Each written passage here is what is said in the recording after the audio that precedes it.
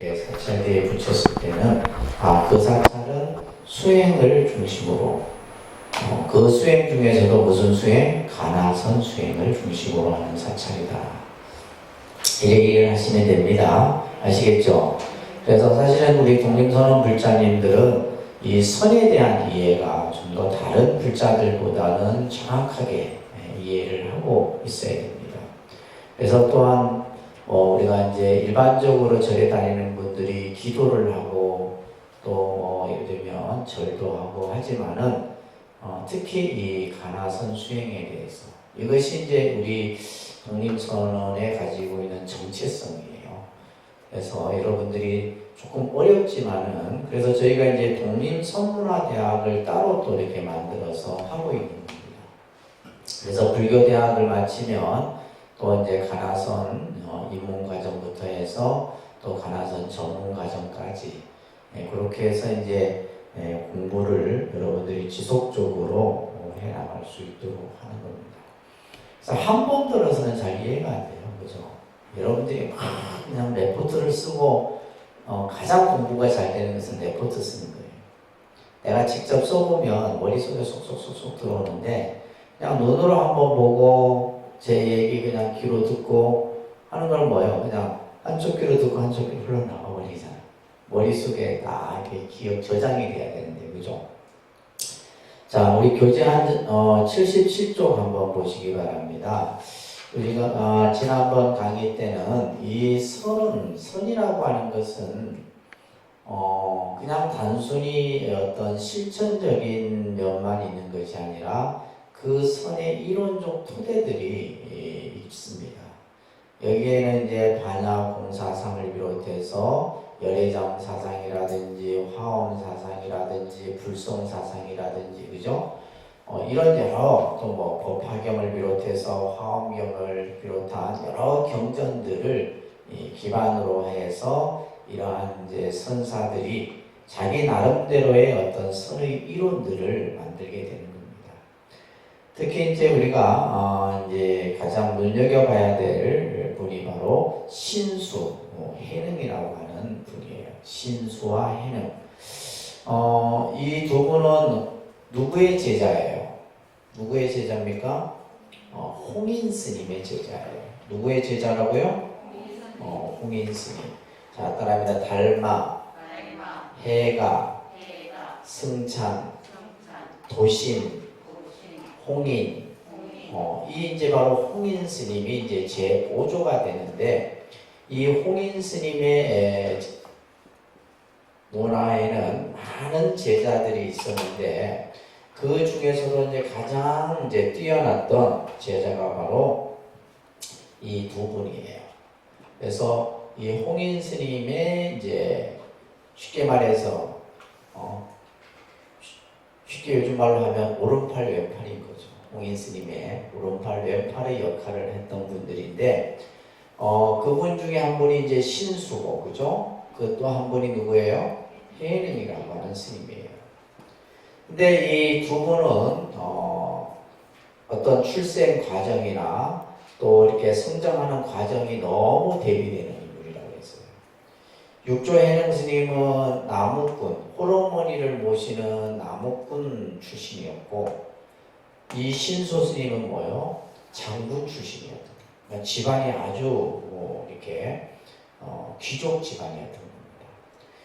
그러다 보니까 이제 많은 사람들이 신수를 많이 따랐어요. 왜냐면 이제 출가도 신수 스님이 먼저 했고 그래서 이 홍인 스님의 법을 다 누가 신수가 받을 거라고 생각을 했던 거예요.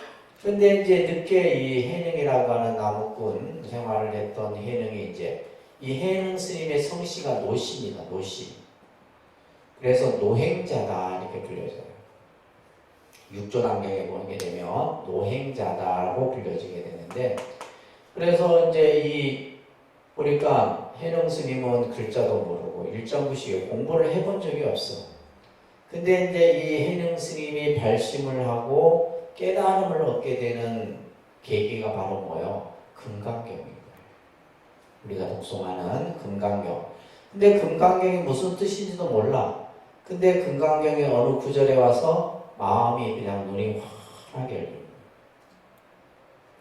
그래서 이제 이 해능 스님이 홍인 스님에게 출가를 하죠. 출가를 해서 나중에 누구에게 이제 홍인 스님은 신수에게 법을 전하지 않고 누구에게 전해요? 해능에게 법을 전합니다. 그것도 새벽 몰래. 왜냐하면 다른 사람이 알면 뭐예요? 큰일 나거든. 요즘에도 이제 그랬잖아요. 암투가 있었는데 이때도 마찬가지예요. 그래서 홍인 스님이 해능 스님을 새벽에 몰래 불러다가 법을 전하죠. 그리고 이제 법을 전하는 징표가 뭐냐면 이 가사하고 이 가사, 스님들이 수하는 이 가사와 바루를 자기가 이제 홍인 스님이 지녔던 가사와 바루를 해능에게 줍니다. 그리고 새벽 몰래 길을 멀리 떠나라. 가능한 한 멀리 떠나라 그래요. 어디로? 남쪽으로. 멀리 떠나라 그래요. 그런데 이제 나중에 이 신수스님을 비롯한 제자들이 그것을 알고는 뒤를 쫓죠. 그죠? 쫓아서 결국 해능하고 맞닥뜨립니다. 그래서 해능 스님은 이제 막 겁이 나서 이 사람들이 지금 이 바루와 가사를 빼앗으려고 온 줄 알고 돌에다가 딱 놔놓고요. 그리고 자기는 몸을 숨깁니다. 그래서 이제 그 뒤쫓아왔던 제자들이 이 가사와 바루를 가져가려고 해도 움직여지지가 않는 거예요. 딱 움직여지지가 않아요. 그때서야 이제 이 제자들이 해능 스님에게 저희들이 이제 스님의 가사와 바루를 빼앗으려 온 것이 아니라 법을 배우기 위해서 왔습니다. 이때서 이제 해능 스님이 모습을 나타내 보이면서 이 제자들에게 법을 전하죠. 그러면서 이제 해능은 남쪽으로 가서 이제 선법을 전하게 되는데 바로 해능 스님이 전한 선이 이거 꼭 기억하셔야 돼요. 남종선이라고 합니다. 남종선. 신수 스님도 이제 큰 제자들을 거느리고 또 하나의 선종을 이루게 되는데 이것은 북종선이라고 해요. 아닙니다. 북종선. 그래서 우리가 이제 선이 이것은 어떻게 보면 지리적인 구분이에요. 남쪽, 북쪽 이렇게 해서 이제 남쪽으로 전해진 선을 남종선이라고 하고 북쪽으로 전해진 선을 북종선이라 해요. 그런데 이제 이 두 분의 공부 방법이 달라요. 우리 조계종은 해능의 선을 계승하고 있는 선종입니다. 우리 조계종 있죠? 조계종은 실제 선종이에요. 우리가 보면 이제 종단에 보면 법화종, 천태종, 진원종, 진각종 여러 종파들이 있는데 우리가 조계종 할 때 이 조계라는 말이 바로 뭐냐면 육조 해능 스님이 오랫동안 머물면서 수행했던 산이 조계산이에요. 그래서 조계라는 명칭을 쓰고 있는 겁니다. 그러니까 실제 우리 이제 대한불교 조계종은 어떻게 보면 뭐예요? 선종이에요, 선종. 그러니까 사실은 가나선에 대한 이 수행을 중심으로 해야 되는데 지금의 우리 조계종은 뭐예요? 연불이 더 우선이 돼요. 왜? 이건 현실적인 문제를 해결하는 데잖아요. 그러니까 여러분들이 예를 들면 그냥 마음 찾는 공부는 뭔가 내가 다 갖춰졌을 때 가능하다고 생각을 하는 거죠. 근데 예를 들면 지금 여러분들이 현실적으로 뭐요? 자식 대학 보내야 되고, 그죠? 남편 출세시켜야 되고, 가족 건강. 그러니까 뭐냐면 연불 중심으로 가버린 거예요. 그리고 이제 조계종은 연불만 하는 것이 아니라 주력도 하고, 절도 하고, 경도 배우고, 그죠? 또 여러분들처럼 이제 선도 배우고, 이렇게 다양하게 복잡하게 하고 있는 거예요, 사실. 그런데 실은 우리 조계종은 무슨 종이다? 선종이다. 꼭 기억하세요. 선종이에요.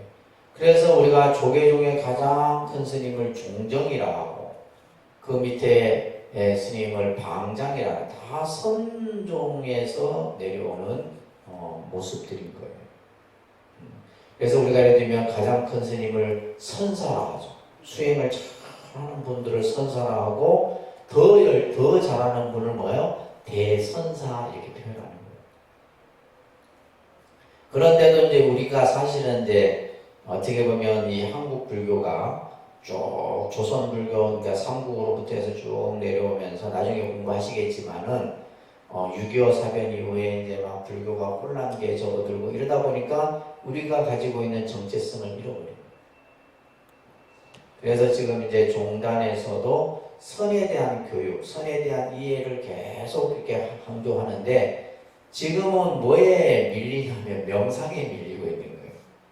갑자기 이제 명상, 남방불교의 윗바사나나 이런 것들이 이제 우리나라에 들어오면서 왜냐하면 여러분들 입장에서는 그게 쉽거든.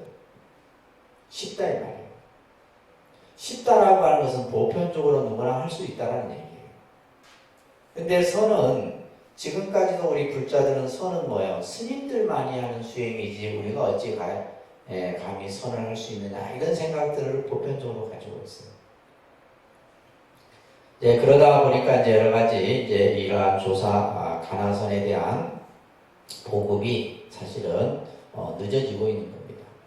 자, 그래서 신수 스님에 의해서 만들어진 선이 무슨 선? 북종선. 그래서 해능 스님에 의해서 만들어진 선이 무슨 선? 남종선. 그래서 그죠? 남능북수라고 해요. 남능북수. 이렇게 스님들이 공부할 때 외울 때는 그렇게 외웁니다. 남능북수. 이렇게 외우는데, 자, 그래서 이 신수 스님의 수행법은 흔히 점수라고 합니다. 따라합니다. 점수는 뭐냐면 점점 단계별로 닦아서 깨달음에 이른다. 이것을 강조했어요. 그런데 이제 해능 스님은 뭐냐면 도노입니다. 따라합니다. 도노. 해능 스님의 선의 근본이 지는 도노 사상이에요. 자, 이걸 꼭 여러분들이 기억하셔야 됩니다. 그래서 해능은 도노고, 그죠? 그 다음에 신수는 뭐다? 점수다. 그래서 점점 닦아서 단계별로 닦아서 깨달음에 이르는 거고, 도노는 뭐예요? 바로 그 자리에서 깨닫는 거예요. 그래서 도노돈수라고 얘기를 하는 거예요. 도노돈수. 우리나라에서는 대표적으로 이 해능의 도노돈수 사상을 주장했던 분이 바로 성철큰 스님이에요. 성철 스님께서는 도노돈수를 주장했었고, 우리나라의 이제 그 고려시대 때 보조진을 같은 분은 점수, 도노 점수. 깨닫는 것은 도노지만은 닦는 것은 점점 근기에 따라서 닦아야 된다라는 것을 도노 점수. 그래서 지금도 뭐 도노 돈수냐, 도노 점수냐 이런 문제들을 가지고 논쟁들이 이루어집니다.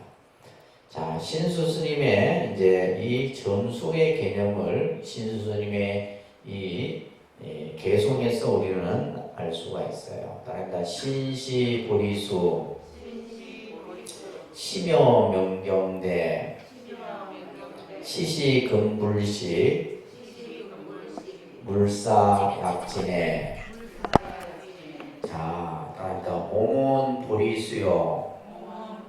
자, 이 몸이 보리수다. 보리수는 뭐야? 깨달음의 나무다. 이 몸이라는 것은 깨달음의 나무인 것이고, 마음은 뭐냐 하면, 따라합니다. 마음은 밝은 거울의 대와 같으며, 거울과 같다. 명경이다. 명경. 그죠? 밝은 거울과 같고. 자, 생각을 해보셔야 돼요. 이 몸은 보리수요, 마음은 밝은 거울이다. 그러니까 근데 이제 시시금불식 제3구가 중요한 말이에요. 시시금불식이다. 때때로 뭐 해야 되느냐? 부지런히 털고 닦아야 된다. 말합니다. 때때로 부지런히 털고 닦아야 하니. 자, 그러니까 우리가 이제 예를 들면 거울에 여러분들 며칠 거울을 닦지 않으면 거울에 뭐가 껴요? 먼지가 끼고 이제 점점 시간이 지나면 묵은 때가 끼잖아요. 그럴 때는 어떻게 해요? 매일 닦아야 되는 거예요. 매일 닦아요.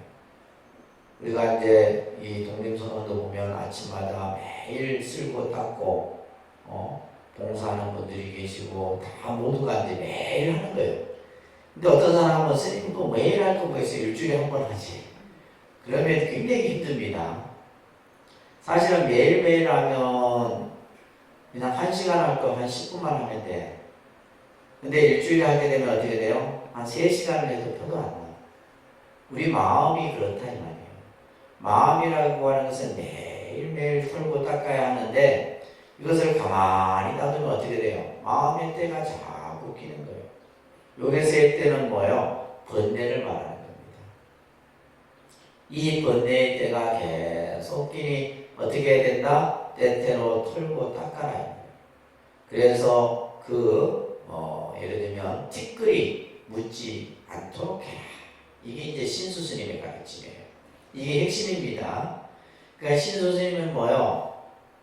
몸은 보리수요 마음은 밝은 거울이니 때때로 털고 닦아라. 이게 점수예요. 늘 부지런하게 마음에 때가 끼지 않도록 그 번뇌의 때를 털어내라 이 말이에요.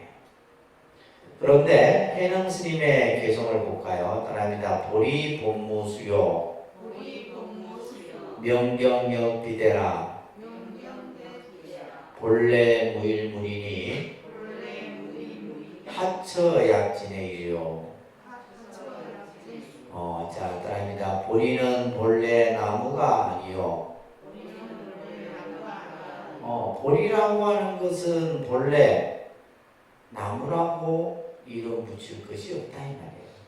이게 이제 무슨 딱 이제 전문가 정도 되면 이게 뭔가 느낌이 와야 되는데, 이건 뭐냐면 공을 얘기하는 거예요. 공의 입장에서 보면 아무것도 없잖아요, 그죠? 아무것도 일체가 공한 거예요. 근데 이제 신수는 몸이 보리수라 했는데 해능은 뭐예요? 보리라고 하는 것은 본래 나무가 아니다 이 말이에요.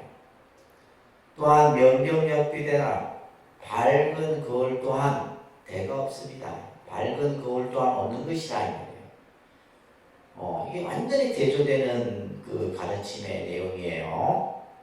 다음에 제3구가 중요한 말이라 했죠. 본래 무일물이다. 다릅니다. 본래 무일물. 본래 한 물건도 없어. 일체 아무것도 없다 이 말이에요. 아무것도 없는데 어디에서 털고 닦을 것이 뭐 있느냐 이런 얘기예요. 예를 들면 보리가 본래 그죠? 나무도 아니요 명령 또한 대가 없으니 본래 아무것도. 이 본래 무일물이 바로 해능의 아주 중요한 사상이에요. 그러면 이 사상은 우리가 봐도 뭐예요? 공사상과 같은 개념에서 얘기를 하고 있는 거예요. 반야의 공사상. 본래 무일물이다 이거. 아무것도 없어. 그런데 굳이 뭐 털고 닦을 것이 뭐 있느냐? 이미 뭐요? 깨달음 그 자체로 다 갖춰져 있는데 이게 바로 도노사상이에요. 어디에 때가 낄 것이 어디에 있느냐 이 말이에요. 때가 낄 것이 어디에 있느냐. 그래서 이 두 개송을 우리가 항상 대비해서 그래서 신수의 선을 뭐라고 점수의 사상이라 하고 해능의 선을 도노의 사상이다 라고 얘기를 합니다. 자, 이런 내용들은 나중에 여러분들이 육조단경이라는 것을 공부를 하셔야 됩니다. 육조단경. 저희가 이제 간혹 한 번씩 육조단경을 하는데 꼭 우리가 봐야 되는 내용이죠. 그죠? 그래서 육조단경을 보면 마음이 그냥 환하게 열립니다. 그래서 이 남종선의 조사인 육조해능은 5조의 인가를 받고 법을 받았다 이 말이에요. 40여 년간 어디에서? 조계에서. 그래서 아까 조계종이라 했잖아요. 그죠? 조계에서 금강경에 의거해서 교화를 펼치게 된 거예요. 그래서 조계종의 소위 경전이 무슨 경? 무슨 경이요? 금강경이 된 겁니다. 그래서 우리 지금 대한불교 조계종은 바로 육조해능의 선을 계승하면서 육조해능 스님이 금강경을 의거해서 깨달음을 이루었기 때문에 바로 이 소위경전 또한 금강경으로 우리가 이제 항상 받들어 봉행하는 겁니다. 해능의 중심 사상을 우리는 따라합니다. 도노견성설, 도노견성설이라 얘기를 하는 거예요. 도노견성설. 바로 그 자리에서 내 마음을 단박에 깨닫는 것을 강조하면서 또한 반야바라밀이며 반야바라밀이다. 그리고 그것 이 두 가지를 바탕으로 한 실천은 무념, 무주, 무상, 무념, 무주, 무상이라고 하는 이 세 가지가 해능의 가장 중요한 그 사상의 이 개념입니다. 따라합니다. 반야는 지혜이니, 우리가 반야라는 뜻은 지혜라는 뜻을 가지고 있죠, 그죠? 따라합니다. 일체 시중에 있어. 일체 시중이라고 하는 것은 우리가 시시각각 매일매일 우리가 시간 속에서 살아가잖아요, 그죠? 이 시간 속에 있으면서 한 생각 한 생각이 어리석지 않고 항상 지혜로 실행하는 것을 곧 반야행이라고 한다. 우리가 이제 불교의 수행은 모든 것이 다 반야행이에요. 반야행. 반야바라밀의 수행을 얘기하는 겁니다. 그러니까 우리가 예를 들면 서가모니 부처님께서 가장 우리들에게 오랫동안 설하신 말씀이 바로 이 반야바라밀이에요. 반야바라밀. 21년간 전에 49년 설법 중에 21년을 이 반야에 대해서 설했단 말이에요. 자, 이 반야라고 하는 것이 바로 뭐냐? 우리가 살아가는 삶 속에서, 그죠? 여기서 중요한 말이 뭐예요? 한 생각 한 생각이 어리석지 않아요. 근데 우리 중생들은 뭐예요? 생각이 어리석어. 그렇잖아요? 여러분들이 일으키는 생각이 보면 전부 다 번뇌덩어리고 어리석은 생각덩어리다.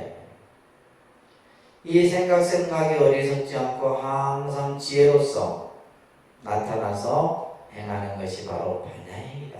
이게 불교예요. 이게 부처님 공부다 이 말이에요.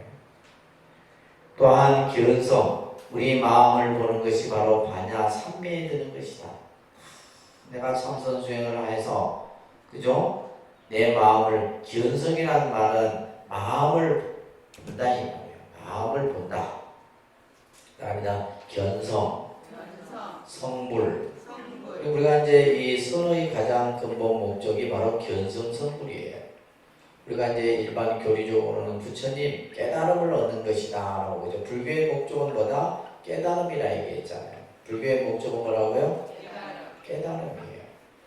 근데 깨달음이라니까 사실은 굉장히 여러분들이 추상적인 생각으로 이해한다면 무엇을 깨닫느냐, 무엇을 깨달음이라 하느냐. 교리상으로서는 연기와 중도와 이런 개념들을 설명하죠. 연기를 깨닫는 것, 중도의 이치를 깨닫는 것을 깨달음이라고 해요. 그러나 이제 선에서는 그 표현이 다를 뿐이에요. 무엇을 깨닫는다? 우리의 이 견성이라는 것은 우리 이 마음을 얘기하는 겁니다. 뭘 깨닫는다? 마음. 지금 여러분들이 쓰고 있는 마음은 내 마음이 아니에요. 내 본래 마음이 아니다. 그럼 여러분들이 지금 생각하고 일으키고 행동하고 하는 이런 것들은 뭐예요? 내가 보고 듣고 하는 경계상에서 내가 의식하고 하는 행동일 뿐이에요. 그러니까 여러분들이 화를 내고 욕심을 내고 남을 미워하고 하는 이런 마음은 뭐예요? 내 본래 마음이 아닌 거예요. 단지 뭐예요? 내가 보고 듣고 생각하고 느끼는 가운데서 일으키는 그냥 모습일 뿐이다. 그래서 우리가 마음을 찾는다, 마음을 본다, 마음을 밝힌다 이런 말들을 이제 쓰는 거예요. 그래서 불교 공부를 우리는 마음 찾는 공부다, 마음을 밝히는 공부다, 그죠? 이것을 견성이라고 해요. 이것이 바로 뭐다? 성불이다. 이것이 바로 깨달음을 얻는 것이다. 이렇게 얘기를 하는 거예요. 그러니까 이제 불교라는 것을 한마디로 얘기하면 견성성불로서 선에서는 표현을 하는 겁니다. 이것이 바로 반야삼매에 드는 것이라고 육조스님께서는 말합니다.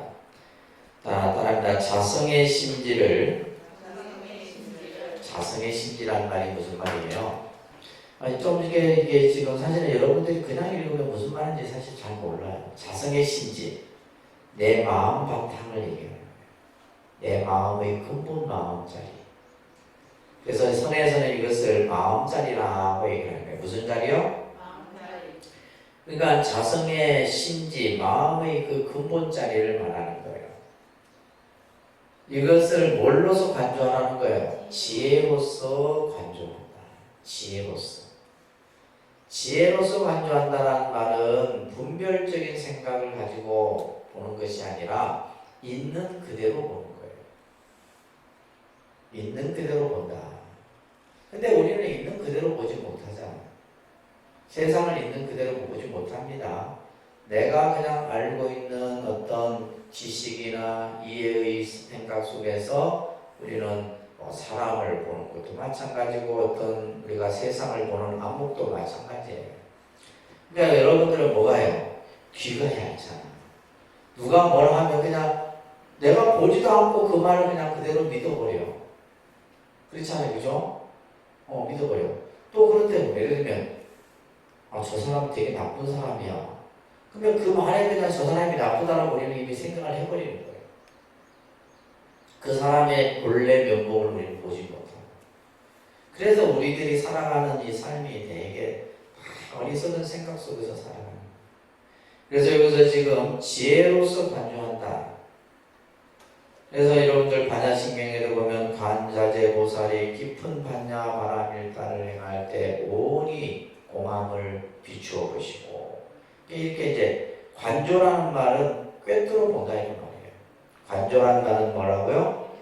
그 안까지 겉에만 보는 것이 아니라 그 내면까지 보는 거예요. 근데 우리는 전부 보면 겉모습만 보잖아요. 그렇죠? 겉모습만 보고 남의 얘기만 듣고 판단하고 생각하고 한다. 여기서 중요한 말은 안팎이 명철하면 이런 거예요. 내외 명철이다. 원문에서 나와요. 명철이라는 말은 뚜렷이 밝다. 안과 밖이 뚜렷이 밝아지면 뭐 할 수 있다? 자기의 본심을 알 수 있다. 지금 이 자성의 심지를 지혜로서 간주하여 안팎이 명철하면 자기의 본심을 알 수 있다. 이 내용이 육조 해능 스님의 핵심 구절이에요. 이걸 여러분들이 몇백 번 읽어보고 이게 이제 여러분들이 다 이해가 돼야지 이제 공부가 하나씩 되는 겁니다. 따라합니다. 자성의 심지를 뭐라고 그랬어요? 우리 마음을, 우리 본래 마음을 지혜로서 간주하여. 따라합니다. 지혜로서 간주하여. 그러니까 마음을 잘 보라 이 말이에요. 마음을 잘 들여다봐라 이 말이에요. 근데 우리는 마음을 살피지 못하고, 그죠? 마음을 살피지 못하고 우리가 하는 행동들은 뭐냐면 육진 경계 속에서 그냥 일어나는 대로 그냥 해요. 그래서 이 지혜로서 관조하게 되면 어떻게 되냐면 안팎이 명철해요. 다시 말해서 보여지는 대상이나 내 마음의 근본자리나 이것이 다 뚜렷이 밝아져요. 그렇게 되면 어떻게 할 수 있다? 자기의 본심을 알 수 있다. 그러니까 우리가 불교 공부는 내 마음을 밝히는 거라 있잖아요. 내 마음을 찾고 내 마음을 보는 거라 있어요. 그래서 어떻게 하면 우리 마음을 알 수 있느냐? 우리 마음을 어떻게 하면 알 수 있어요? 이미 육조스님께서 말씀해 놓으셨죠. 내 마음을 지혜로서 잘 살펴보아서 안과 밖이 뚜렷이 명철해지면 바로 어떻게 된다? 내 마음을 볼 수 있다. 그래서 만약에 본심을 알며, 따라합니다. 본심을 알며. 그래서 육조스님께서는 마음을 이렇게 이제 단경해서 마음을 본심을 이렇게 본심이란 말을 많이 씁니다. 본자는 근본, 본자죠, 그죠? 마음. 나의 본래 마음이에요. 근원적인 마음이에요. 이 마음은 여러분들이 태어나기 전에도 있었고, 여러분들의 육체가 없어져도 있는 마음이에요. 그래서 이 본심을 다른 말로는 본성이라 하고, 그죠? 또 뭐라 해요? 자성이라 하고. 이것을 또한 열애장이라고도 하고, 불성이라고도 하고, 다 이렇게 여러 가지 용어로 쓴다 그랬어요. 그죠? 그래서 만약에 본심을 알면 이것이 바로 해탈이다. 해탈을 얻으면 이것이 반야삼매예요. 우리가 예를 들면 삼매에 든다는 것은 깨달음의 세계에 들어간다 이 말이에요. 그래서 이 마음을 우리가 아는 그 순간 이것이 바로 반야삼매고, 반야삼매를 깨닫는 것이 바로 무념이다. 무념이 뭐냐? 우리가 예를 들면 한자로 생각이 없다 이런 뜻이 아니에요. 반야삼매를 깨닫는 것이 무념이다. 그래서 육조 해능선사는 도로견성과 무념을 반야삼매로 보고 있는 겁니다. 그래서 자성의 심지를 지혜로서 간주한다. 자성의 심지를 지혜로서 간주한다. 내 마음자리를 항상 지혜로서, 아까 지혜라고 하는 것은 분별의식이 일어나면 안 되는 거예요. 내가 있는 그대로서 세상을 보는 그것을 내가 항상 관조한다는 것은 이것이 바로 이제 도노견성의 중심 사상이 되는 겁니다. 육조당경에서는 이렇게 얘기를 합니다. 따릅니다. 무념을 종지로. 아까 이제 무념을 얘기했잖아요. 무념. 그러니까 종지라는 말은 근본 뜻이다. 그러니까 육조, 우리가 남종선의 근본 선의 뜻은 바로 무념이에요. 무념. 그러니까 무념이라는 말은 생각이 없다 이런 뜻이 아니에요. 아까 무념을 뭐라고 했어요? 반야삼매에 드는 것을 무념이라 한다. 그러면 이 반야삼매는 뭐 어떻게 들 수 있는 거예요? 내 마음의 근본 자리를 그죠? 환하게 알아버리는 그 자리가 바로 반야삼매라는 거예요. 그래서 우리 마음을 계속 관조해서 있는 그대로 관조해서 우리 마음을 환하게 하는 것. 그래서 종지는 근본 뜻을 얘기하는 거고, 다릅니다. 무상을 채로, 무상. 금강경이 무상 본문이에요. 금강경이 무상 본문. 채는 뭐냐면 바탕이라는 뜻이에요. 그래서 우리가 이제 불교를 여러분들이 공부를 할 때 이 개념을 잘 이해를 하셔야 됩니다.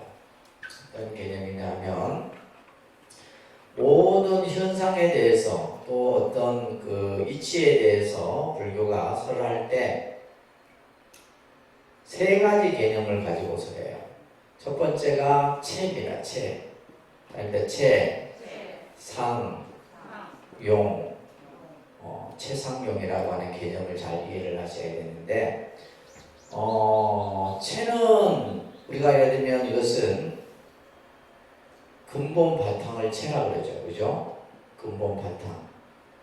자, 예를 들면 여러분들 육체를 가지고 얘기했을 때 머리에서 발끝까지 내 거울에 비춰진 내 모습이 뭐가 되는 거예요? 체가 되는 거예요. 그래서 우리가 신체 하잖아요. 신체. 내 몸의 그 모습을 우리는 이제 체라는 거예요. 상은 뭐냐면, 상은 이건 뭐예요? 모양이에요.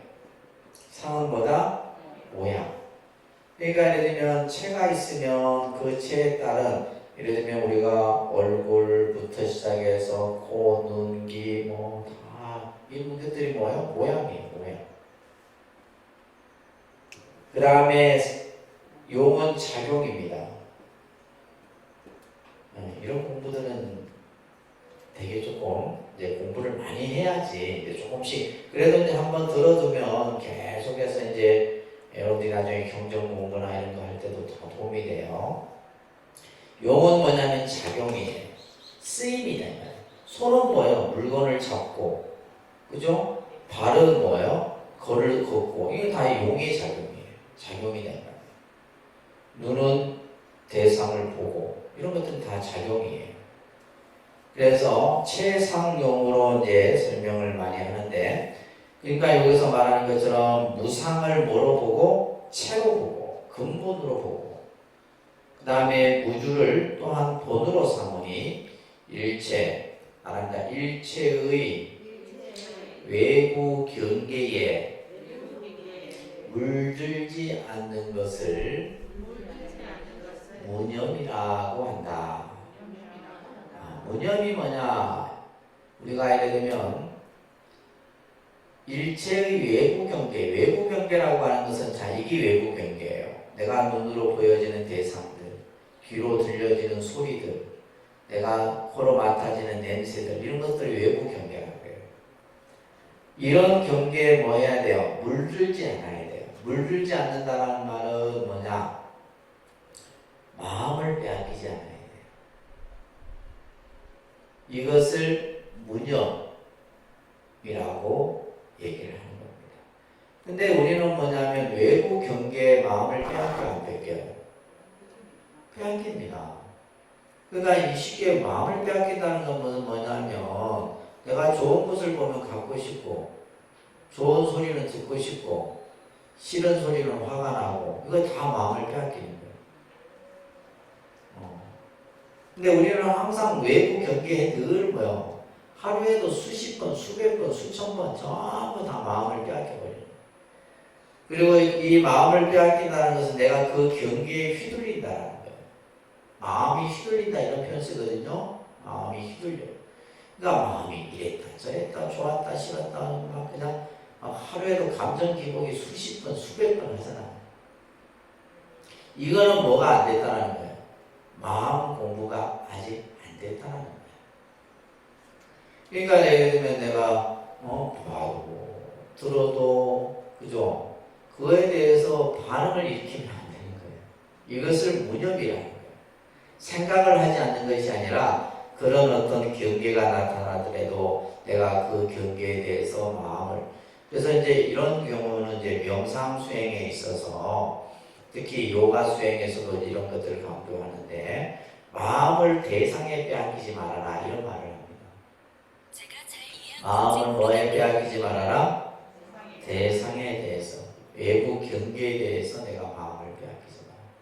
그러니까 누가 안 좋은 소리를 하더라도 그냥 안 좋은 소리를 하는가 보다 해야지. 우리는 뭐예요? 안 좋은 소리 하면 막 기분이 팍 나빠지고 막 저 사람 팍 미워지고 그렇잖아요. 그러니까 이미 그거는 뭐냐면 내 마음 자리를 잃어버린 거예요. 그러니까 그것은 결국 뭐다? 내가 아직 수행이 덜 됐구나 이렇게 생각을 하시나요? 아시겠어요? 여러분들이 가족 간의 상황에서도 마찬가지고 모든 상황이 다 마찬가지예요. 그래서 우리가 이제 이러한 불교 공부를 제대로 이렇게 하다 보면 우리들이 살아가는 어떤 삶의 모습들을 여러분들이 좀 더 바르게 볼 수 있는 안목들이 생기는 거예요. 자, 그래서 일체의 망념이 없어진 본성의 본래 상태를 말하는 것이다. 남종의 무념설은 자성청정한 진여의 본성이 반야의 지혜를 갖추고 있으며 그러한 본성을 자각하는 것이 도로 견성이다라고 얘기하고 있다. 그래서 우리 마음이 본래 이미 뭐하다는 거예요? 청정하다는 거예요.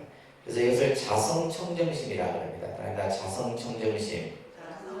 우리의 본 바탕은 본래 청정한데 단지 뭐예요? 우리가 보고 듣고 하는 이러한 경계상에서 내 마음이 그 대상에 빼앗기다 보니까 우리가 이제 번뇌에 옮기게 되는 거예요. 그래서 무념의 입장에서 보면 현실적이며 인간 각자의 근원적인 본래의 자신에서 일제의 사물을 파악하도록 가르치고 있다. 그래서 모든 것이 우리 그래서 이제 예를 들면 화엄이나 이런 데서는 모든 것은 마음이 만드는 거예요. 마음이 지는 거예요. 내가 예를 들면 뭐 기분이 좋고 안 좋고 갖고 싶고 싫고 분별하고 하는 게 전부 마음의 작용들이에요. 그래서 일체의 스스로의 마음에서 일체의 사물을 파악하도록 하고 있는데, 그렇기 때문에 육조현영 스님은 따라합니다. 밖으로 일체의 선악경계에 마음이 일어나지 않는 것을 자요. 예를 들면 내가 좋고 싫고 나쁜 어떤 이런 대상에 대해서 내가 마음이 동요되면 안 돼. 마음이 흔들리면 안 돼. 그것이 바로 자다 이 말이에요. 우리가 참선할 때 좌선한다 했을 때 좌선은 그냥 뭐 방석에 앉아있는 것이 좌선이 아니라 마음이 어떤 외부 대상에 대해서 내가 빼앗기지 않는 거예요. 그래서 우리는 내 마음을 빼앗깁니다. 이제 참선을 하다 보면 이제 우리가 자선실 같은 경우는 가능한 한 물건들을 안 둡니다. 선방에도 보면 스님들 가사 바로밖에 없어요. 아무것도 없어요. 물건을 두게 되면 내가 참선을 하던 중에 어떤 저 꽃을 봤다. 이게 처음에는 꽃으로 보이죠. 저 꽃이 나중에는 우주로 막 그냥 스스로 만들어버려요. 우주의 세계로 만들어버려요. 그러니까 스스로 막 계속 생각을 일으키는 거예요. 이것은 뭐냐면 내가 이미 저 꽃에 뭐 한 거예요? 마음을 빼앗겨버린 거예요. 그러니까 이런 이제 그 심리적 상황들이 참선을 하다 보면 나타나게 되는 거예요. 그래서 일체의 선악경계에 대해서 마음이 일어나지 않는 것 잘하고, 또한 안으로 그죠? 자성을 보아 움직이지 않는 것이 선이다. 내 마음자리를 다 바로 보는 것이 바로 선이다.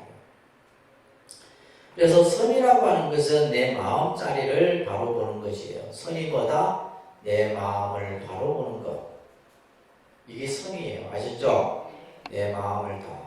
그러니까 지금 여러분들이 생각하는 마음은 내 마음이 아니야. 이거는 이제 경계상에서 일어나는 그냥 작용의 모습일 뿐이에요.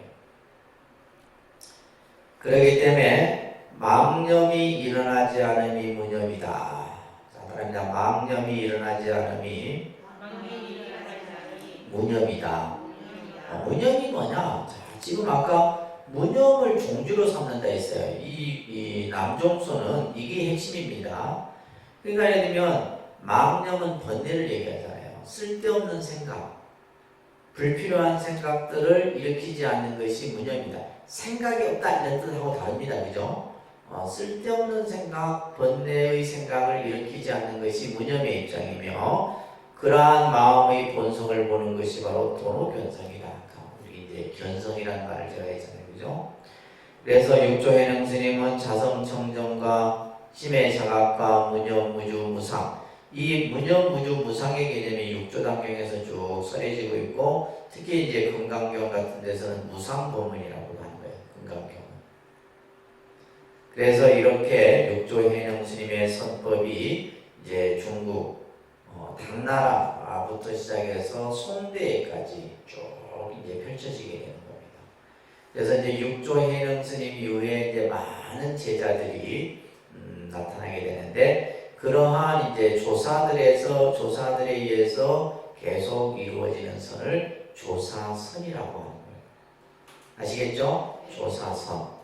한 5분 쉬었다가 이제 조사선 했죠. 네.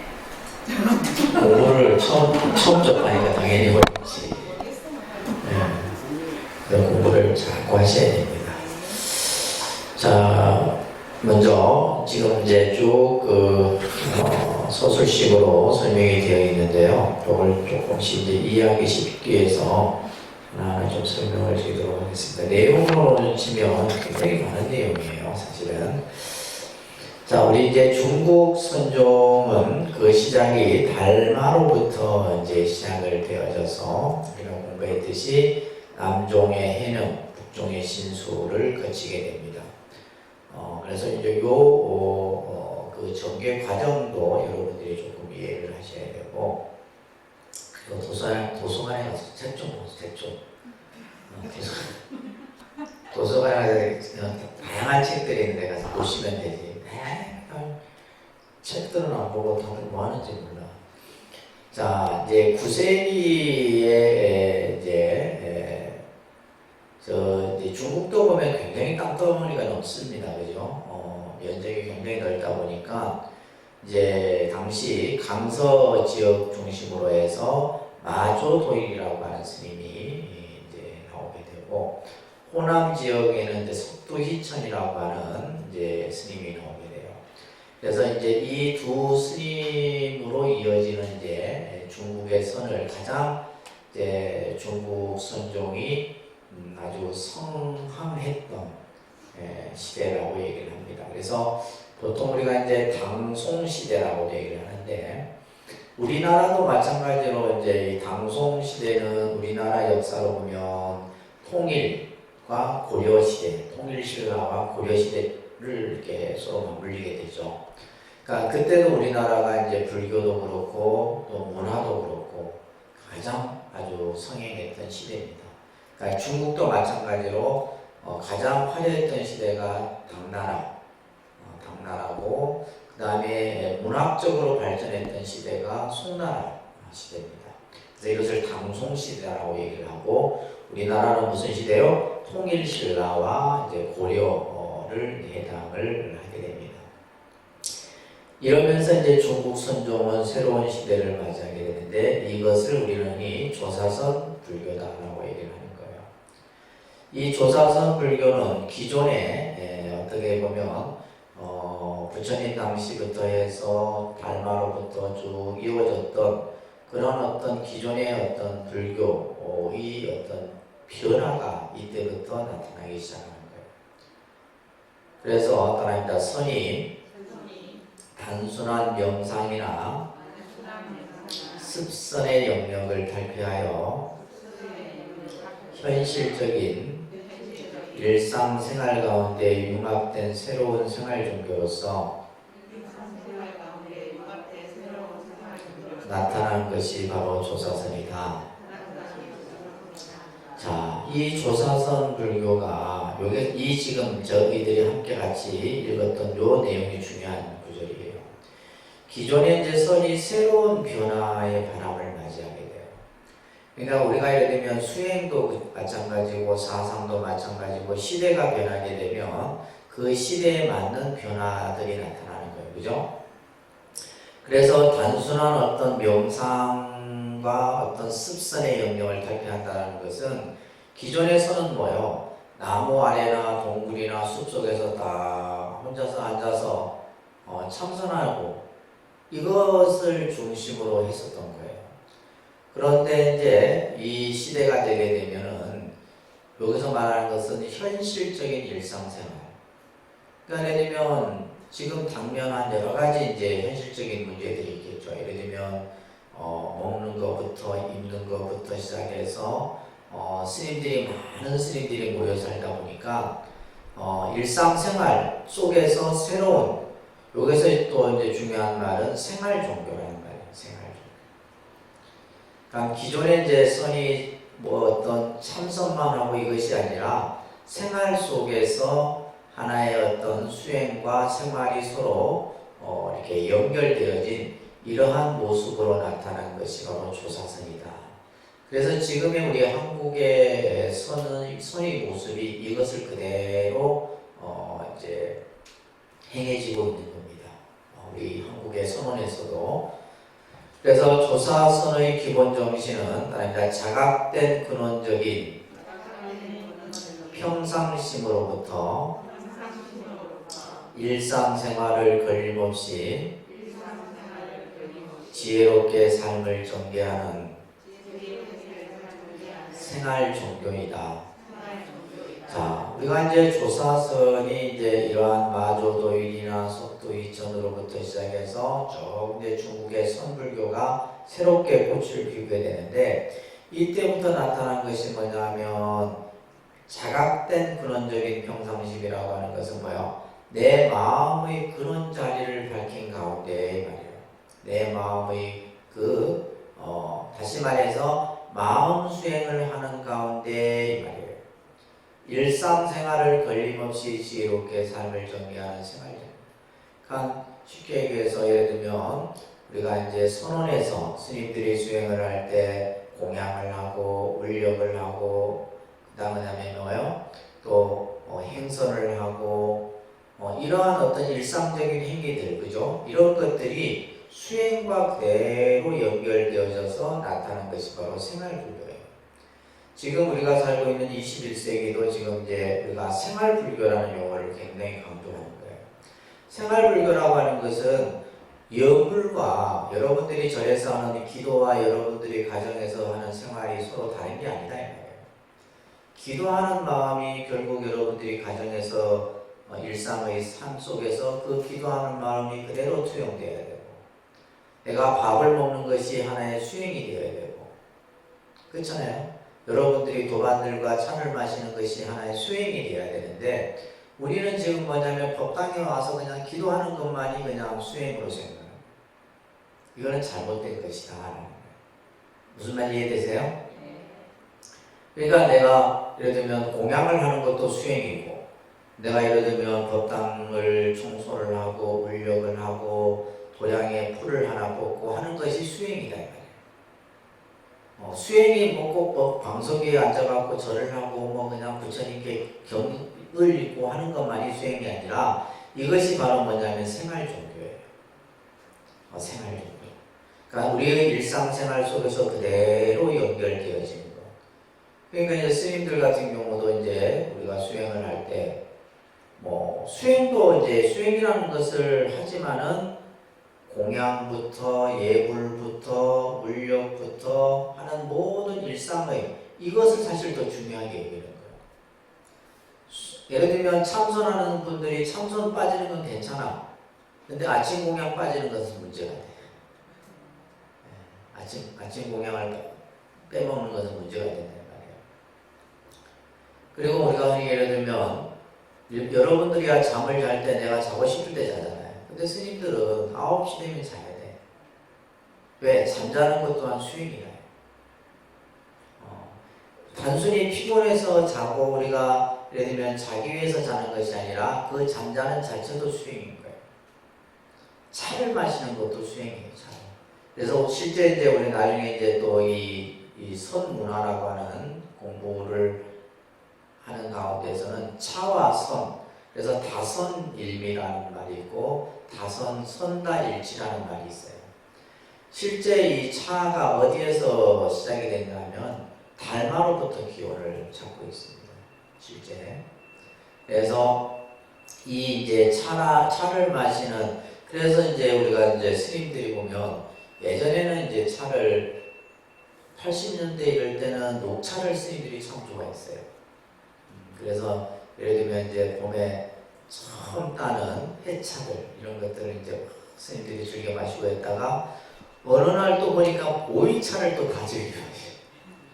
보이차 그냥 막 그때는 저도 이제 80년대 이럴 때 중국 가고 있는데 차에 대해서 별 관심이 없거든요, 개인적으로.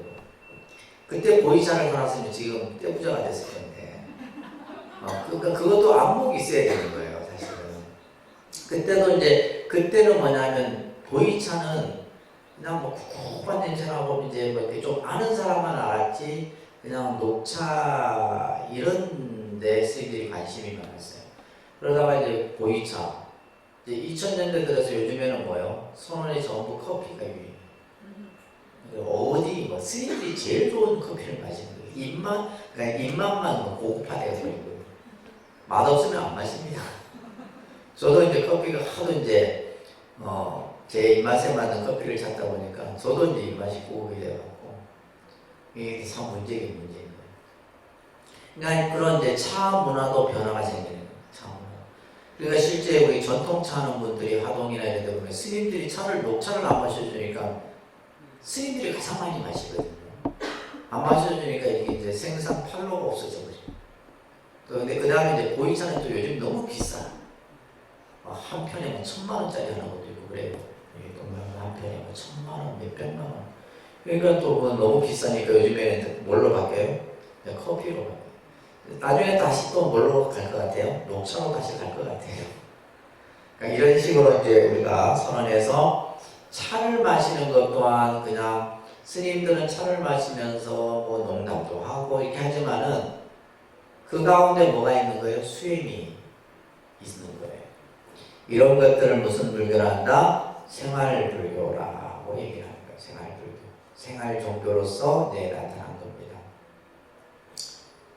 그러면서 조사선 수행을 하기 위해서는 이제 경전을 읽는 강경수행, 그럽니다. 강경수행. 그다음에 이제 조사 스님들의 말씀을 오록이라 그래요. 오록. 뭐 임재록, 벽장로, 백장로, 뭐 많은 오록들이 있습니다. 우리 도서관에 가면 막 오록이 어마어마하게 있어요. 이러한 오록을 간화라고 해야 됩니다. 간화. 그래서 경을 보기도 하고 조사 스님의 말씀을 배우기도 하고 그러면서 당시에는 뭐냐면 주지 스님이 항상 매일매일 상당설법을 하게 돼요. 상당설법. 그래서 이 주지 스님의 설법을 듣고 그 가르침을 생각하면서 불법의 대의를 체득하고 그러면서 자선수행이 이루어지게 되고 또 스승과 제자가 이루어지는 문답, 이것을 선문답이라고 해요. 그러니까 선문답. 또한 이제 여럿이 함께 살기 위해서는 뭐가 필요해요? 청교가 필요한 거예요. 이제 이런 것들이 이제 조사선 불교의 모습 속에서 나타난 모습들이다. 그래서 첫 번째는 뭘 하고 경전을 읽고 때로는 오록을 보고 주지 스님의 설법을 듣고 좌선을 하고 또 스승과 제자 간의 문답을 하고 그 다음에 청교를 준수하고 이런 것들이 이제 그러니까 지금 이 모습이 그대로 우리 한국 불교 선불교까지 그대로 나타나고 있는 거예요. 자, 이러한 수행 체계를 가진 조사선이 형성될 수 있었던 배경에는 당시 이제 당대 때 난들이 많이 일어납니다. 우리나라는 지금 묘충의 난이라든지 그죠? 여러 이제 뭐 난들이 일어나게 되는데 안사의 난 이후에 이 중앙 정치가 변해요. 근데 실제 이제 우리 앞에서 공부했듯이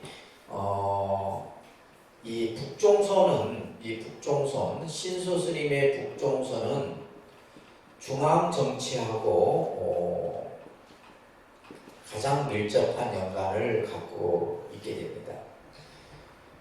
신수 스님은 제가 지난번에 뭐라 그랬어요? 3대 황제의 스승이라고 했어요.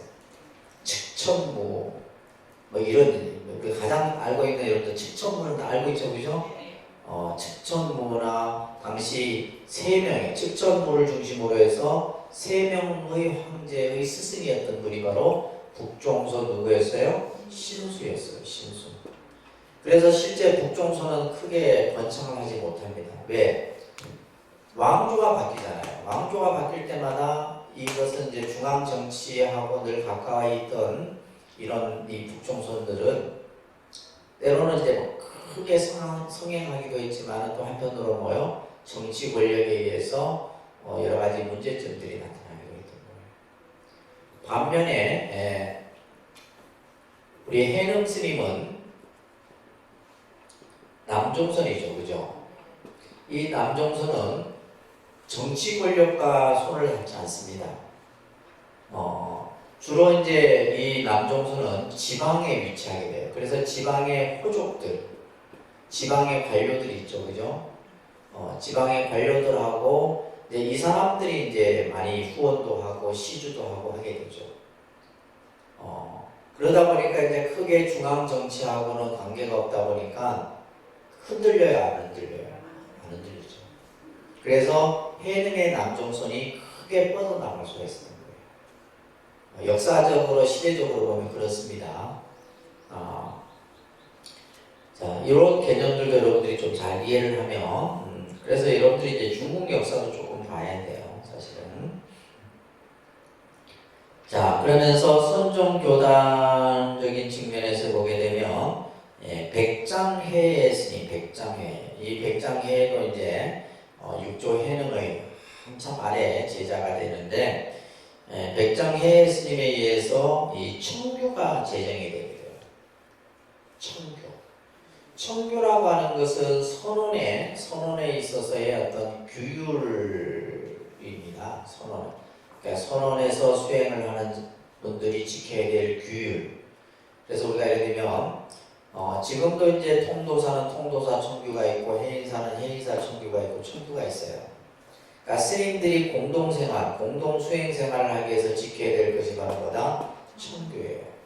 이 청규를 처음 제정한 분이 누구다? 백장회 선생. 제가 이제 대학에서 박사과정을 이걸 가지고 논문을 쓴 겁니다.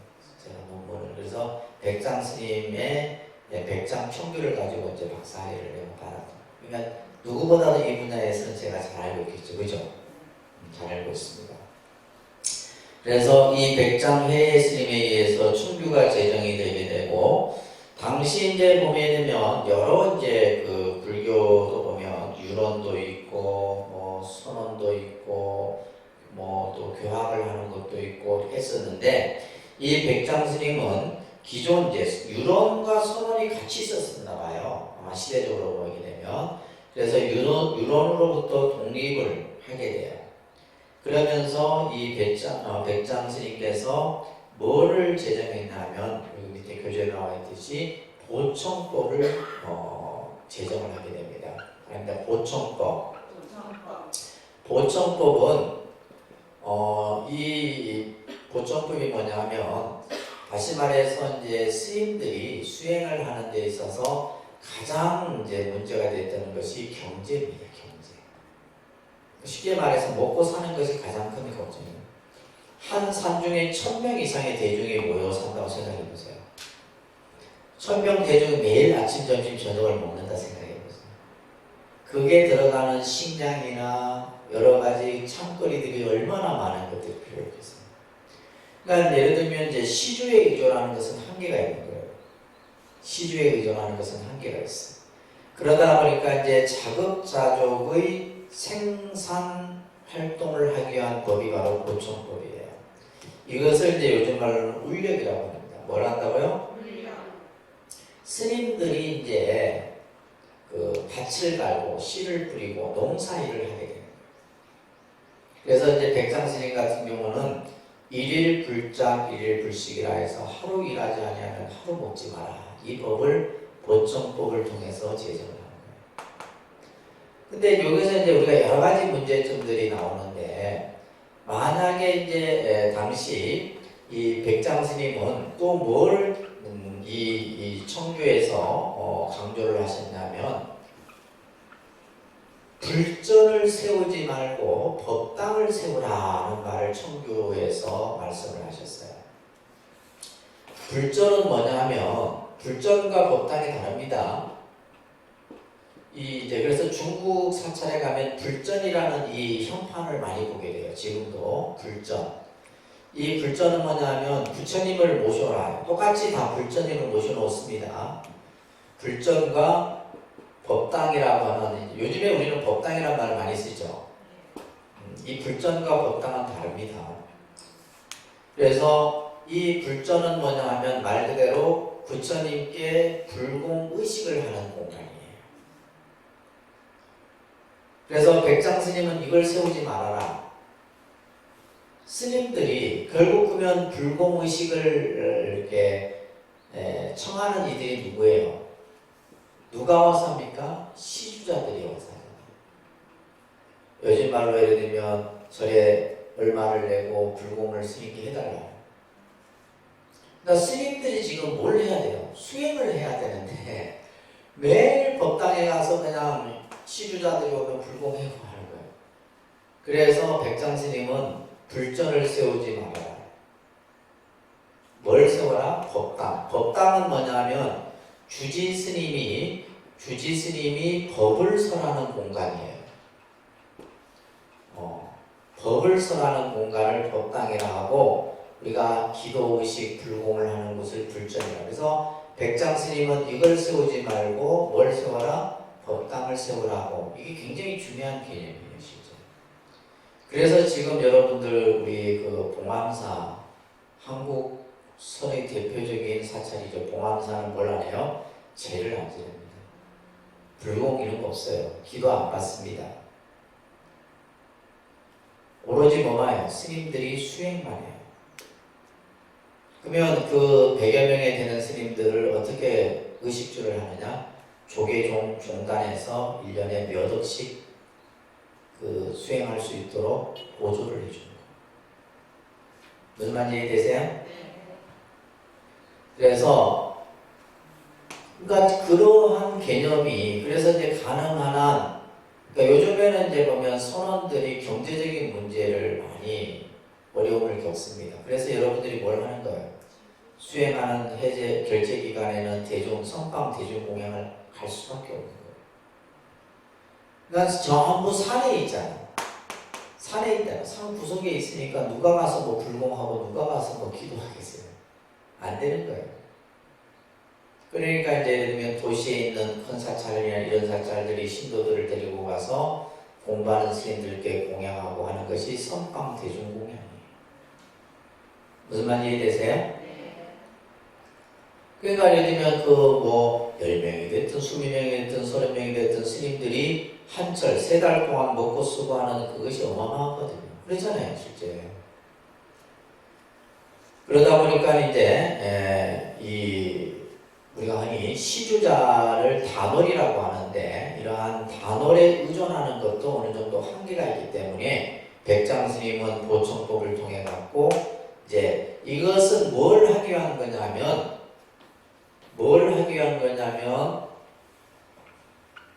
선종 교단의 독립을 만들기 위한 거예요. 예, 너무 시주에 의존해서도 안 되고, 그리고 그것을 우리가 이겨내기 위해서는 뭐예요? 스님들 스스로가 농사를 짓고 밭을 일구고 산을 개간해서 의식주를 해결하는 이것이 이제 그래서 이제 이 노동의 행위를 수행과 같이 연결해서 했던 거예요. 이게 지금 한국의 선불교에 그대로 적용돼서 내려오고 있는 겁니다. 예를 들면 1000년 전에 이런 어떤 백장 스님의 이러한 청규가 지금도 그대로 내려오고 있는 거예요. 그래서 여기서 이제 교주에도 나와 있듯이 보청법에 의해서 뭐예요? 직접 생산활동에 참여하고 자급자족의 경제생활을 운영함으로써 생산적 교단을 형성합니다. 그래서 요즘에 우리가 이제 흔히 사찰마다 생산불교 이런 얘기를 해요. 생산불교.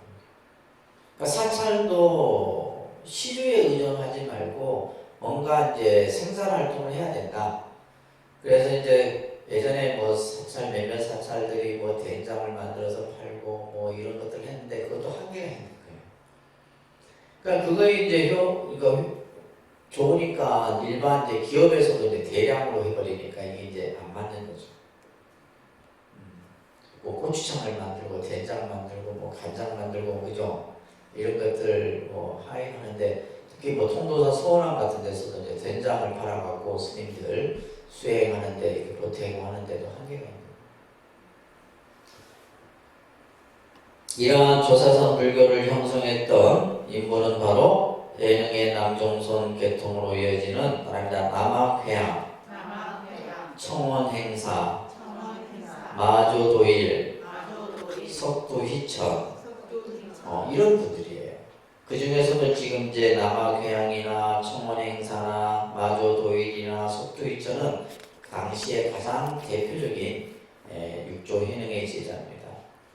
특히 그 다음 페이지 넘겨보시면 마조도일을 중심으로 홍주 개원사를 이제 중심으로 이제 마조도일 스님이 활동을 했기 때문에 이때 만들어진 이제 선종을 홍주종이라고 해요.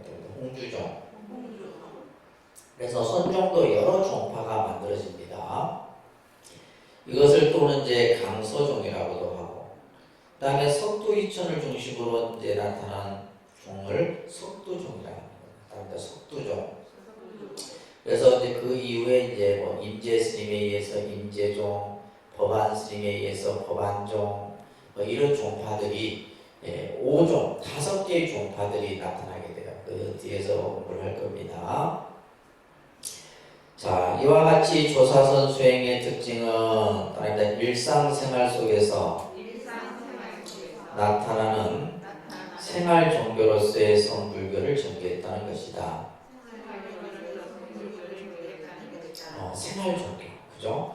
노동 행위를 하고 일상의 생활 그 자체가 바로 수행과 연관되어져서 만들어진 것이 바로 이 조사선 불교예요. 지금 최대한 서두르고 있습니다. 이 통화 소리가 자꾸 나오네. 그 다음에 이러한 것을 강조했던 인물이 바로 마조도일이라고 하는 분이에요. 마조도일. 그래서 마조도일 스님의 어록이 유명한 마조록이라고 하는 어록이 있어요. 이 마조도일 스님은 평상심이 도고 마음이 곧 부처다라고 하는 즉심즉불이라고 하는 이러한 가르침을 설하시게 됩니다. 자, 마조 스님께서 했던 유명한 말씀입니다. 따라합니다. 도는 수행을 필요로 하지 않는다. 다만 오염시키지 말라. 우리들의 평상심이 바로 도이다. 이 구절만 여러분들이 잘 알아도 그죠?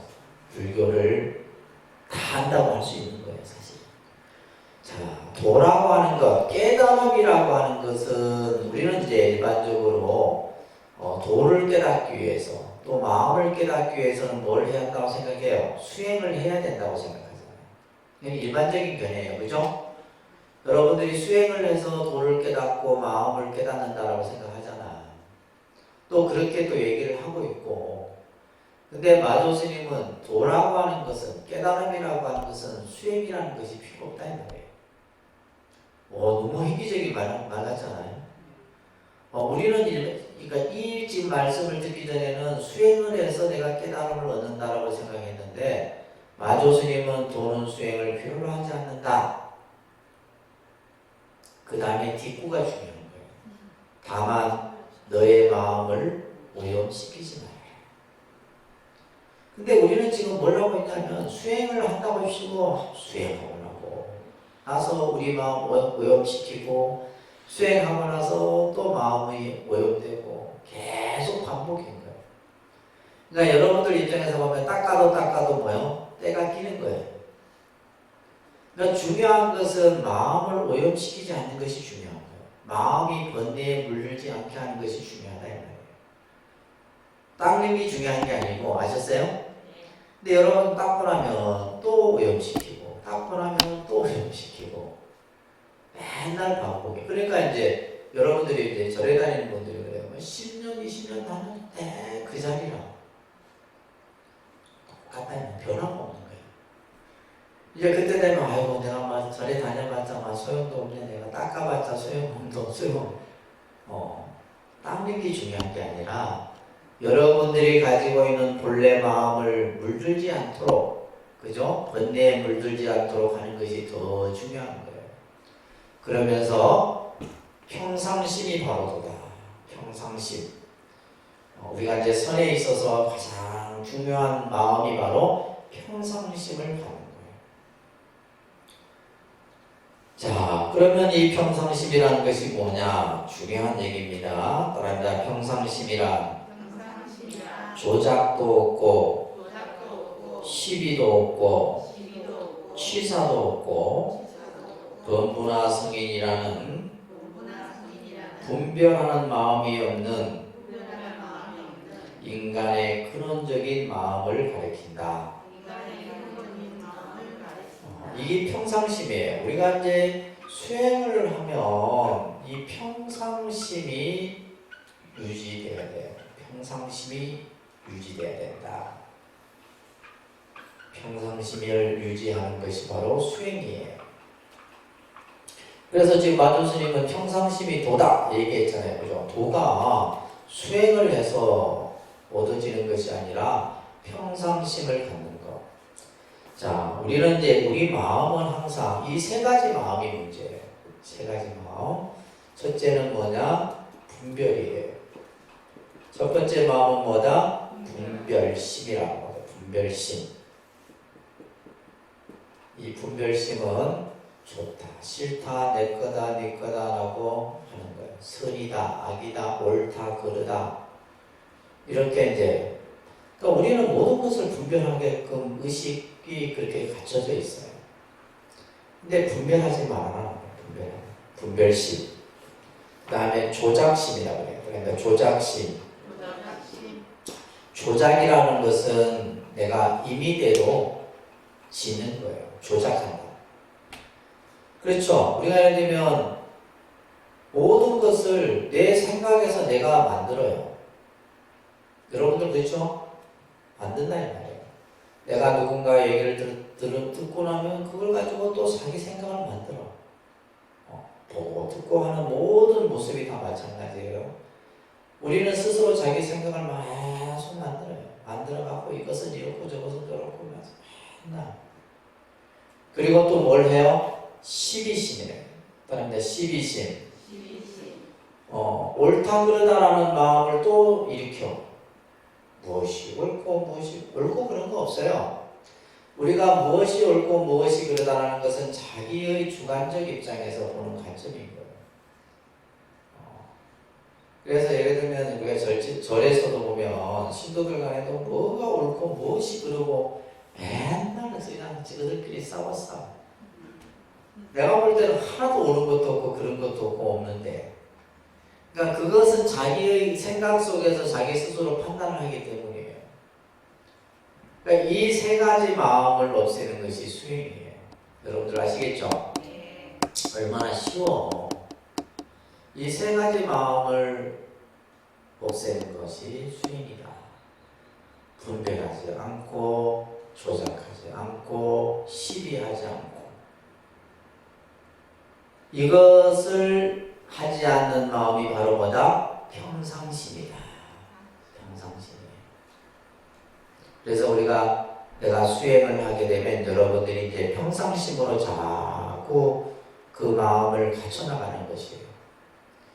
얼마나 쉬워요. 그러니까 이걸 가지고 어렵다 하면 안 되지. 이것을 이제 닦아가는 게 어려운 거지. 이해하는 것은 어려운 게 아니에요. 그러면서 성인이라고 하는 것, 범부라고 하는 것, 뭐 성인이 따로 있고 범부가 어디 따로 있냐. 그러니까 이제 부처님께서는 중생이 부처요, 부처가 중생이다. 이런 말들이 나오는 거예요, 당연히. 그래서 이런 공부를 해야지만, 그래서 마음이 부처고, 부처가 곧 마음이다. 그러면서 인간의 근원적인 마음, 이것이 이제 우리가 흔히 말하는 자성이요, 마음이요, 불성이요, 심성이요, 이것을 마조스님은 평상심이요 이 얘기를 한 거예요. 그러면서 우리 인간의 본래 마음은 뭐 하다는 것을 강조했다? 청정하다. 본래는 우리 마음은 때묻지 않은 마음이에요. 때묻지 않은 마음인데 우리가 이제 살아오면서 여러분들의 업습에 의해서 그죠? 살아온 어떤 습에 의해 갖고 여러분들 마음이 저 때가 묻은 거예요. 그래서 예를 들면 그 때묻지 않는 본래 마음, 다시 말해서 청정성을 회복하는 것이 수행인 거예요. 청정성을 회복하는 게 수행인 겁니다. 내가 금강경을 몇백 번을 읽고 절을 수천만 번을 하고 이게 수행이 아니에요. 내가 금강경을 수천 번을 읽고 절을 수만 번을 해본들 뭐예요? 조작하고 시비하고 분별하면 마음껏 땜이다. 이걸 여러분들이 잘 아셔야 돼요. 이게 불교의 본래 가르침입니다. 다릅니다. 조사선의 수행은 우리들이 본래 지니고 있는 자성 청정심을 어떻게 수행하여 스스로 증득할 것인가라는 실천의 문제에 귀결된다. 그러니까 우리가 가지고 있는 본래 청정한 내 마음. 그래서 우리가 마음을 찾는다라는 것은 그 마음은 어떤 마음이에요? 때묻지 않은 본래 청정한 마음이에요. 그 마음을 내가 찾기 위해서 우리는 수행이라고 하는 과정을 통해서 근데 이것이 어떤 것이 새로 생기는 게 아니에요. 마음을 찾는다니까 자꾸 뭔가 마음을 어디서 찾아요? 근데 그 마음은 어디에 있어요? 본래 내가 가지고 있는 거예요.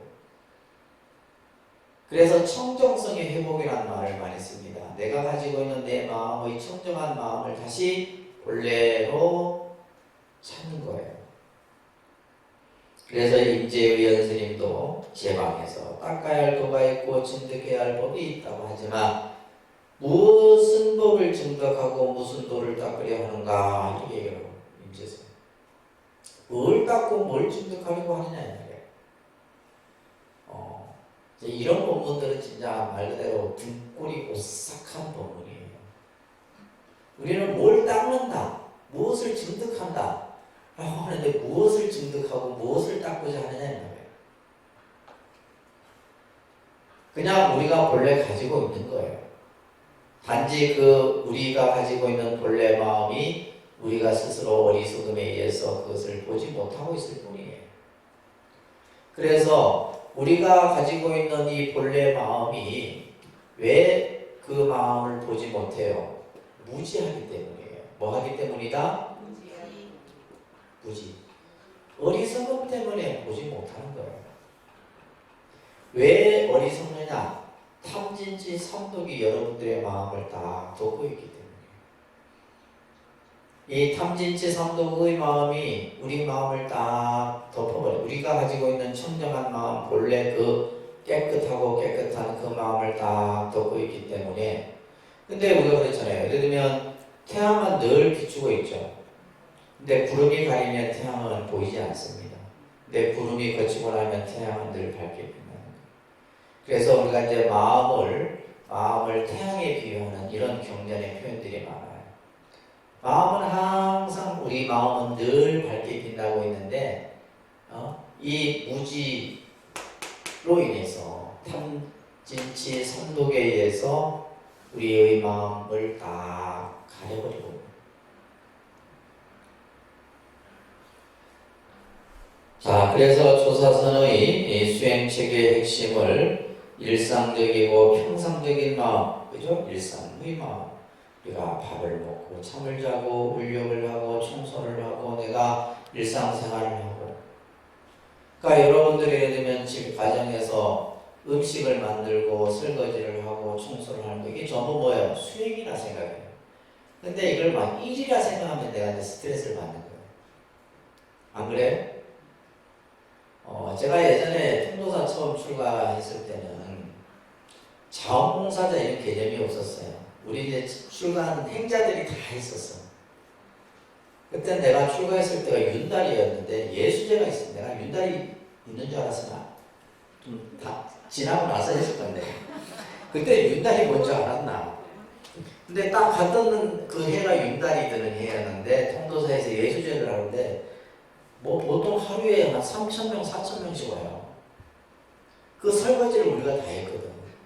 설거지를 우리가 다 했어요. 스님, 우리 그때 행자가 6명밖에 안 되는데 스님들 이제 공양 이게 뒷바라지 하려 또 신도들 그 설거지 다 하려 그러다가 어느 날부터 내가 지금 이 설거지 하려고 내가 머리 감고 내가 왔나 이런 생각이 문득 들어요.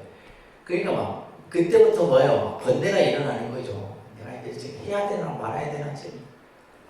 그러다가 예를 들면 이제 어느 선배 스님이 그 그릇을 닦으면서 네 마음을 닦는다 생각하고 닦으라면 마음을 닦는다 생각하고 내가 그릇을 닦으니까 뭐 수천 명의 그릇도 뭐 일이 아닌 거예요. 그렇잖아요. 우리가 예를 들면 청소도 마찬가지예요. 저도 이제 청소를 하지만 내가 항상 청소할 때마다 늘 생각하는 것이 내 마음의 번뇌를 닦는다 생각하고 청소를 합니다. 그러니까 수십 년 동안 지금 하고 있는 거죠. 그냥 그걸 일이라 생각하면 못해요. 무슨 말인지 아셨어요? 일이라 생각하면 할 수가 없는 거예요. 왜냐하면 내가 그것 말고도 다른 일이 더 많은데 내가 책 보는 그 하는 시간에 책도 봐야 되고 뭐 다른 것도 하면 그 시간이 더 유익할 수도 있지만은 내가 예를 들면 이제 아침에나 이렇게 저녁에 물을 뿌리고 이제 잔디나 이게 풀에다 물을 뿌리는 것은 생명에게 뭐요? 기운을 주는 거잖아요. 그런 좋은 마음으로 하면 아무 문제 될 것이 없어. 근데 그걸 물 뿌리는 걸 또 일이라 생각하면 못하는 거예요. 무슨 말 이해되세요? 여러분들 가정에서도 마찬가지다 이 말이에요. 집에서 하는 가사의 일들이 내 자신을 수행하고 또 내 가족을 위한 것이다 생각하면 짜증날 일도 없고 화날 일도 없고 아무것도 없어요. 근데 이제 이것이 이제 오랫동안 자꾸 하다 보면 때로는 실증도 생기고 막 그냥 지치기도 하고 이러다 보니까 이제 마음이 툭툭 이런 안 좋은 마음들이 일어나서 문제인 것이지. 저도 이제 하다 보면 실제 내가 이제 우리 사무실에 직원들이 몇 명인데 내가 지금 이걸 하고 있는데 이런 생각도 들어요. 그래도 하는 거예요. 그냥. 그래도 그 생각은 나쁜 생각이잖아요. 나쁜 생각보다 뭐예요? 좋은 생각을 더 먼저 일으키는 거예요. 그러면 또 하는 겁니다. 이것이 바로 뭐예요? 우리가 여기서 말하는 조사선 수행의 가장 중요한 부분이다. 수행이 뭐 따로 있는 게 아닙니다. 그걸 여러분들이 잘 생각하셔야 돼요. 아셨어요?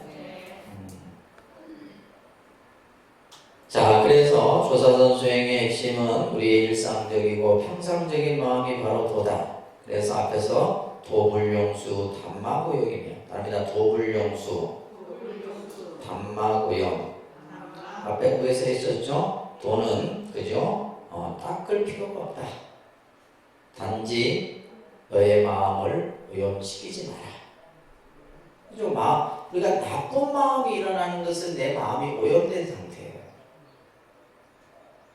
누군가를 미워하고 싫어하고 막 그냥 짜증이 나고 이런 마음들은 나쁜 마음이에요. 내가 물든 마음의 상태에서 일어나는 마음이라고. 그렇기 때문에 무념무작이요 무수무증이다. 이 마조 스님이 이제 이런 말을 하셨어요. 무념이며 무작, 생각할 것도 없고 지을 것도 없고 닦을 것도 없고 증득할 것도 없다. 무념, 무수무증이에요. 닦는다라고 하는 것 또한 그것도 번뇌예요. 그래서 이제 이런 개념들이 이제 금강경에서도 나오잖아요. 네가 돌을 깨쳐서 아라한이 되었느냐, 그죠? 나는 깨졌다는 생각을 갖지 않는데. 그래서 무수무증의 개념들이 이 마조 스님에서 나오는 겁니다. 자, 오늘은 여기까지 하도록 할게요.